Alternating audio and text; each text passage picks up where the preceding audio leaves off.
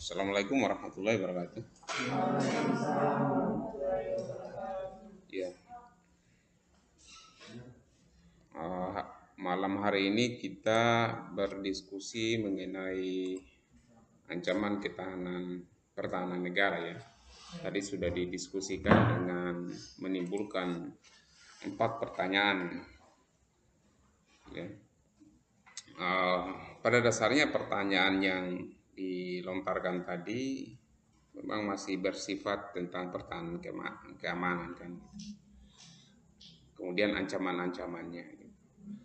Ancaman dalam masa globalisasi, ancaman dalam bidang ideologi, maupun ancaman-ancaman lain. Untuk pertanyaan pertama, jelaskan apa ancaman pertahanan negara yang sedang dialami oleh Indonesia dan menurut kalian bagaimana cara mengatasi ancaman tersebut. Tadi sudah dijawab oleh kelompok yang bersangkutan ya. Ya, sekaligus juga saya akan menambahkan ancaman pertahanan keamanan di negara kita ini sebenarnya banyak ya, baik itu sifatnya internal di dalam negara maupun di luar negara ya.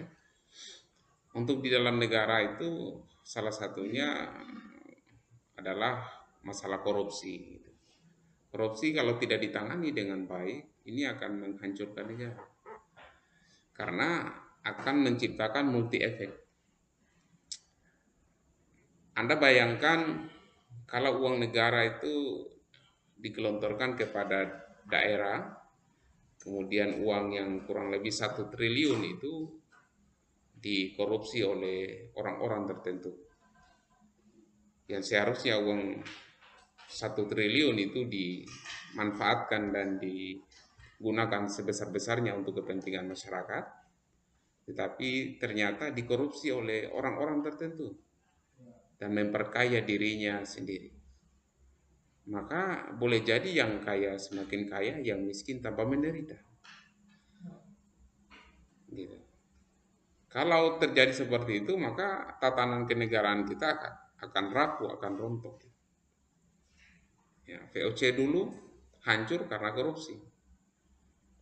Ya, VOC ya, salah satunya kenapa Belanda itu mengalami kemunduran karena adanya korupsi di dalam tubuh VOC itu sendiri, gitu, sehingga mengalami kelumpuhan.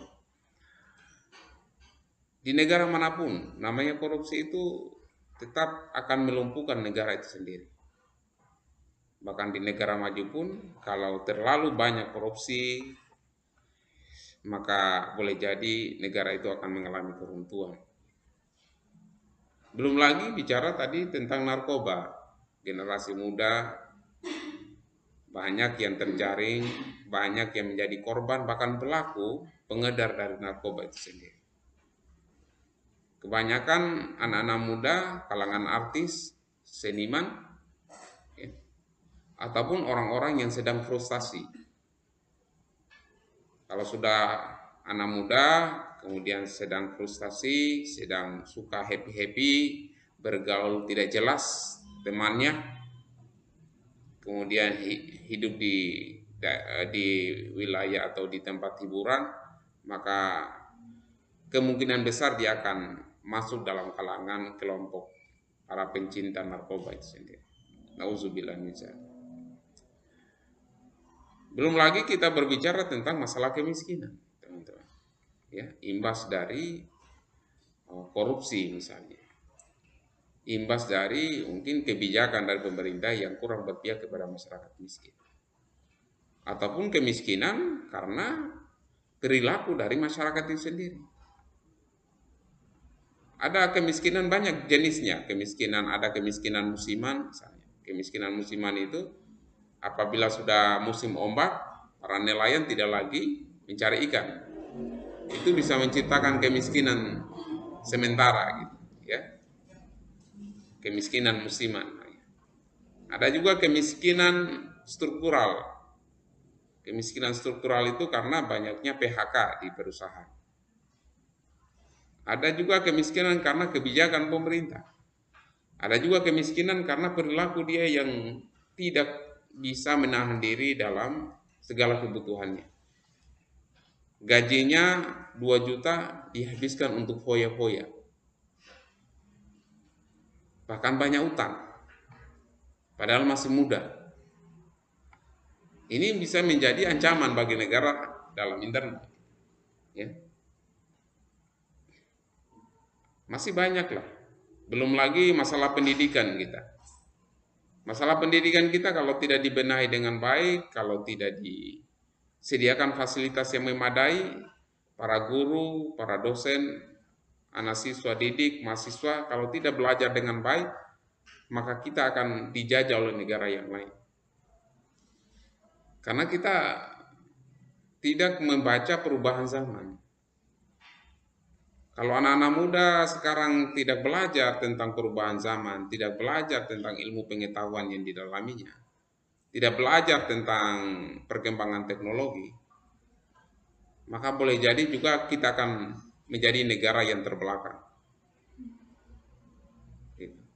Itu baru berbicara secara internal. Belum berbicara lagi secara eksternal di luar negara kita. Ada banyak ideologi-ideologi yang bisa mengancam keutuhan negara kita. Ideologi komunisme, di mana ideologi komunisme itu tidak cocok diterapkan di negara Indonesia, bahkan menimbulkan rasa trauma bagi rakyat Indonesia. Masih ingat dengan peristiwa G30 SPKI itu, yang banyak menimbulkan korban jiwa, para jenderal mati, ya, bahkan orang-orang Islam yang menentang para penganut komunisme itu banyak juga yang meninggal. Orang-orang yang menganut komunisme itu tidak menempatkan agama pada posisi utama, bahkan menjadikan agama itu adalah sesuatu yang tidak penting karena menjadi kebutuhan individu semata saja. Tidak penting kita berbicara negara dan agama.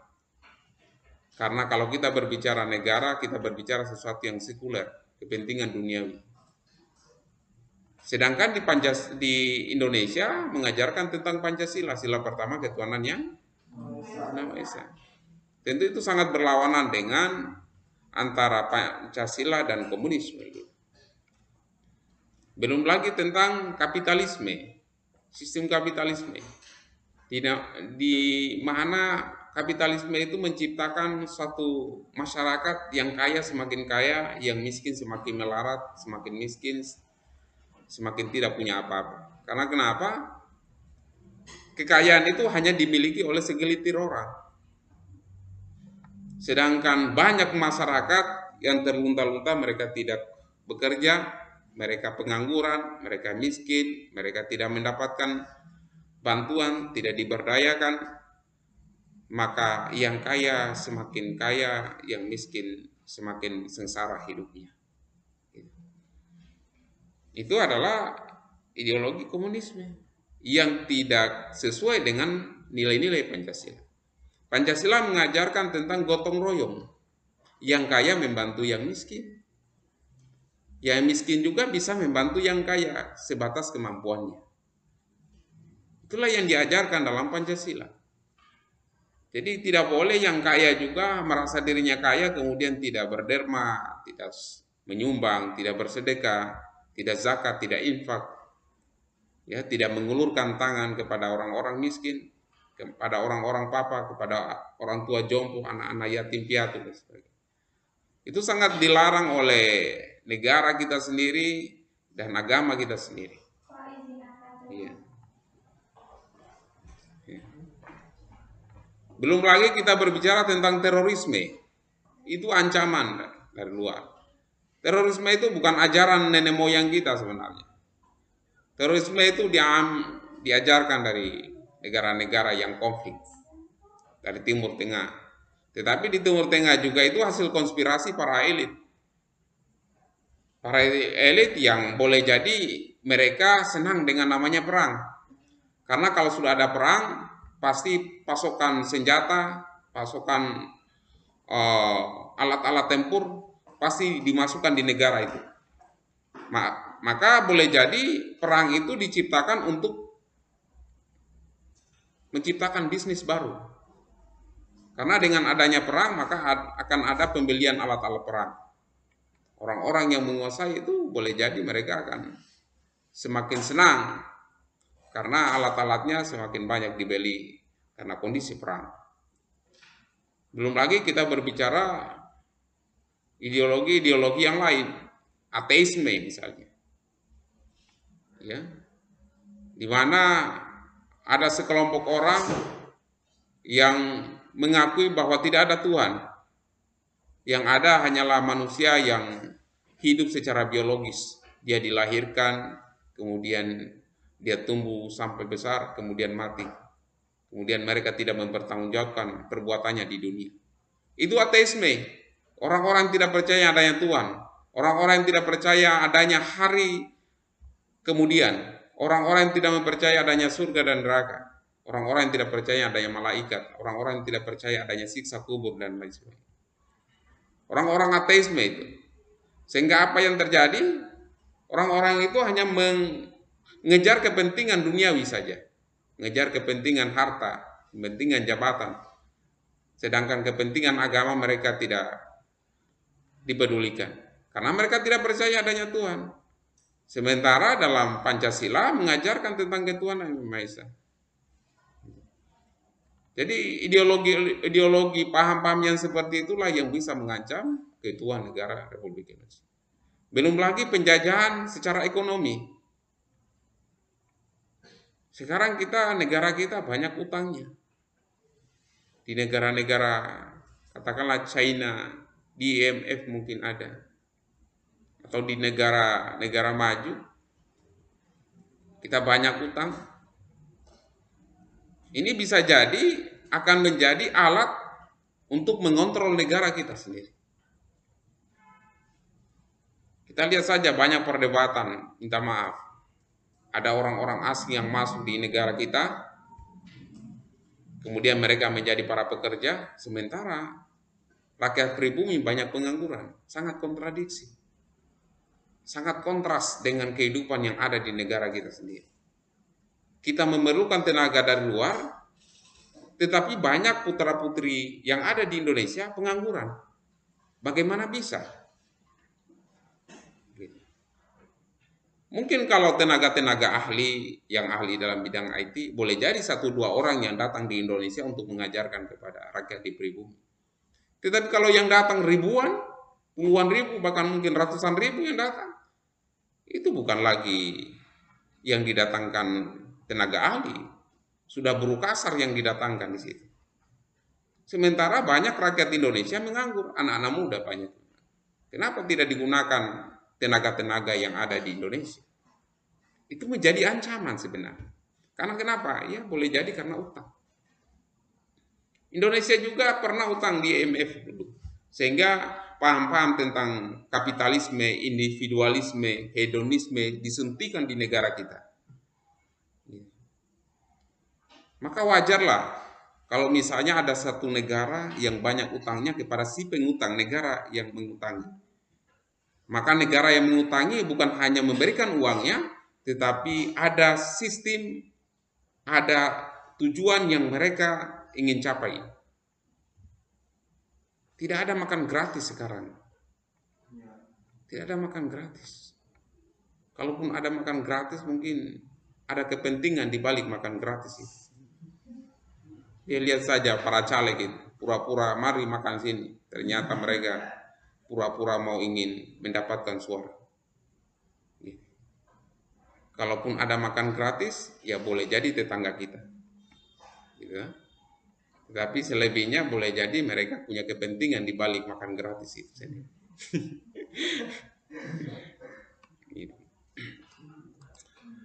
Jadi banyak ya ancaman-ancaman di dalam maupun di luar negeri. Bagaimana cara mengatasinya? Kalau kita sudah tahu ancaman-ancaman di luar dan di dalam negeri, kita sudah mengidentifikasi, maka satu-satu bisa kita pecahkan, bisa kita selesaikan. Kalau kita sudah tahu, misalnya masalah pengangguran. Masalah pengangguran, bagaimana cara memecahkan? Yaitu membuka lapangan pekerjaan. Kenapa banyak pengangguran, teman-teman?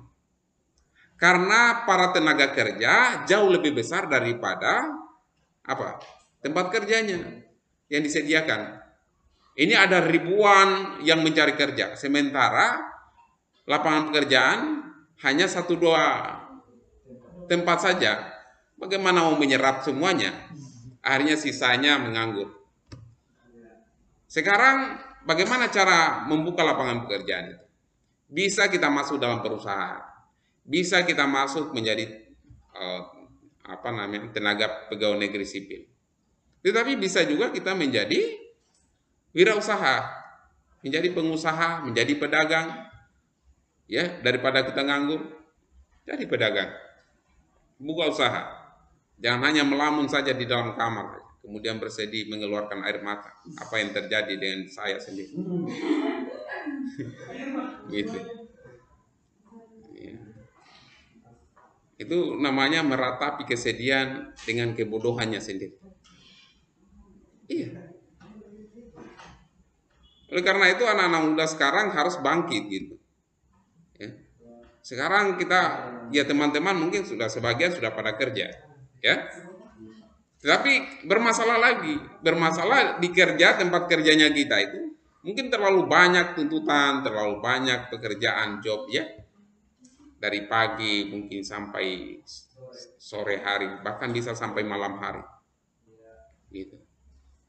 Tapi itulah tantangan hidup kita. Kalau kita mau ingin jadi pemenang dalam hidup ini, kita harus struggle, kita harus berjuang. Ya, anak-anak muda yang kerjanya hanya duduk-duduk petik gitar dari pagi sampai pagi, itu mau dapat apa itu? Hanya hilang suara, ganggu tetangga saja gitu. Tidak ada uangnya gitu. Ujung-ujungnya minta rokok sama temannya gitu.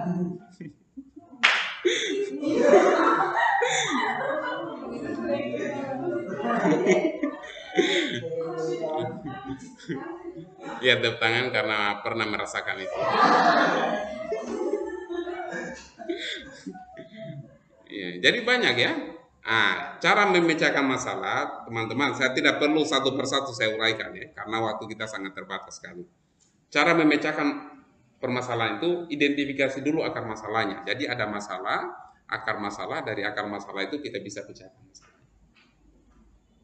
Misalnya begini, masalah kemiskinan. Kemiskinan itu akar masalahnya apa sih? Oh, mungkin karena dia tidak termotivasi.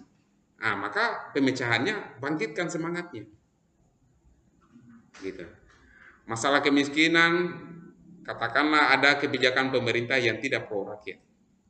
Maka kita menuntut kepada pemerintah agar mengeluarkan kebijakan yang berpihak kepada masyarakat miskin.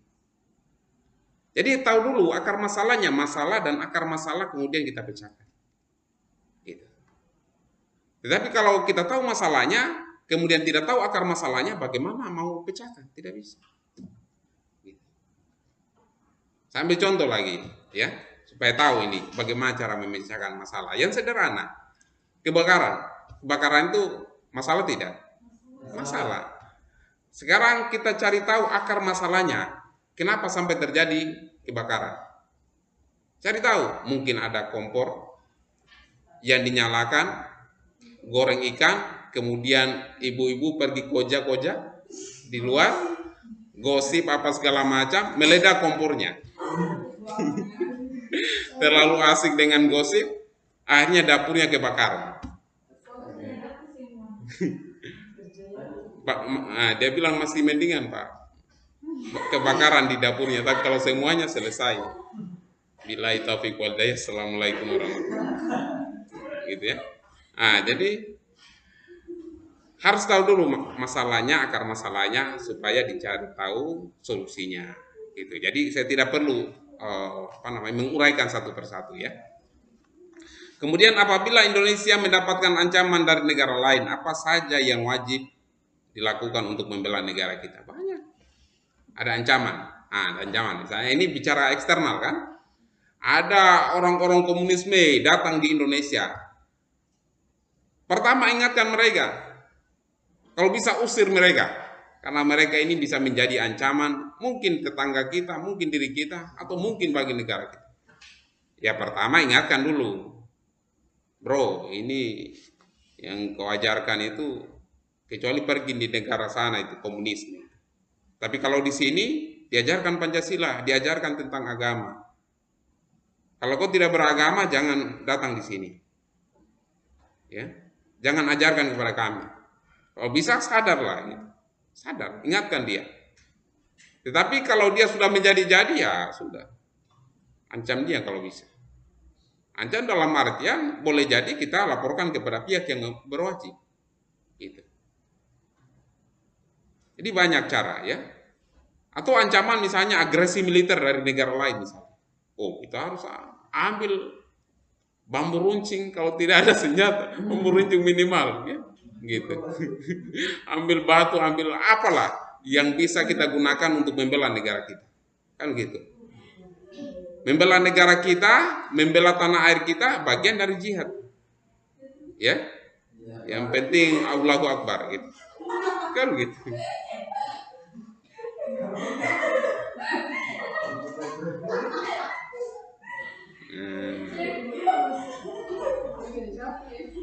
Capek ya. Capek habis kerja tadi pagi sampai sore, kemudian malam dapat materi yang berat-berat gitu.